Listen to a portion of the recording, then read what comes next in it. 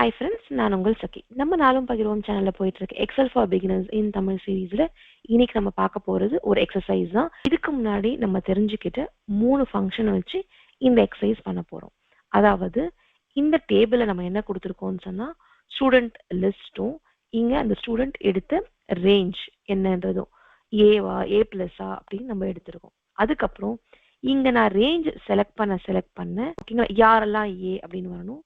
இப்போ நான் வந்து பி அப்படி செலக்ட் பண்ணேன் அப்படின்னு சொன்னா யாரெல்லாம் பி எடுத்திருக்காங்க அப்படின்னு சொல்றது வரணும். இதை எப்படி நம்ம ஆல்ரெடி தெரிஞ்சுக்கிட்ட ஃபங்க்ஷன்ஸ் வச்சு பண்ணலான்றதை இப்போ பார்க்கலாம். இப்போ நம்ம ஃபர்ஸ்ட் என்ன பண்ண போறோம் அப்படின்னு சொன்னா equal to filter function use பண்ண போறோம்.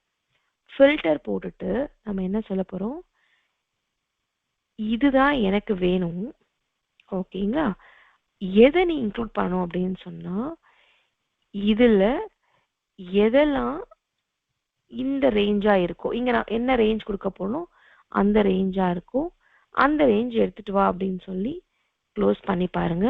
நமக்கு இது மாதிரி வந்துடும் ஓகேங்களா. அடுத்தது நம்ம என்ன பண்ணிருக்கோம், அதை அசெண்டிங் ஆர்டர்ல சார்ட் பண்ணிருக்கோம்.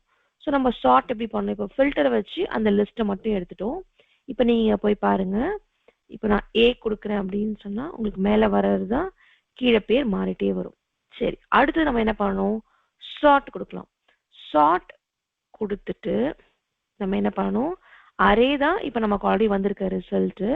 இதில் நமக்கு சார்ட் இண்டெக்ஸ் என்ன ஃபர்ஸ்ட் தான், சார்ட் ஆர்டர் என்ன நமக்கு அசெண்டிங் ஆர்டர். ஸோ 1 கொடுத்து க்ளோஸ் பண்ணிக்கோங்க. நமக்கு ஆர்டர் வந்துருச்சு இப்போ ஓகேங்களா. அடுத்தது நம்ம என்ன பண்ணணும், இது மாதிரி கமா போட்டு வர வைக்கணும். அப்போ நம்ம என்ன பண்ணணும், இது டெக்ஸ்ட்ஜாயின் ஃபங்க்ஷன் யூஸ் பண்ணிக்கலாம். டெக்ஸ்ட்ஜாயின் கொடுத்துட்டு அடுத்து என்ன டீலிமிட் ஒரு வேர்டையும் நம்ம எதை வச்சு பிரிக்கணும் அப்படின்னு கொடுக்க போறோம், கமா வச்சு பிரிக்கணும். அடுத்தது நமக்கு எம்டி செல்ஸா இருந்தா இக்னோர் பண்ணிக்கோ, ஆமா. அடுத்தது நம்மளோட டெக்ஸ்ட், இதுதான் டெக்ஸ்ட். ஸோ இதை நம்ம க்ளோஸ் பண்ணிட்டோம் அப்படின்னு சொன்னா நமக்கு தேவையான இது வந்துடும். இப்போ என்ன பண்ணிக்கலாம், நம்ம மேல செலக்ட் பண்றச்சு டி அப்படின்னு செலக்ட் பண்ணோம்னா அதுக்கு ஏற்றதும், சி அப்படின்னு செலக்ட் பண்ணா அதுக்கு ஏற்றதும் நமக்கு வந்துடும்.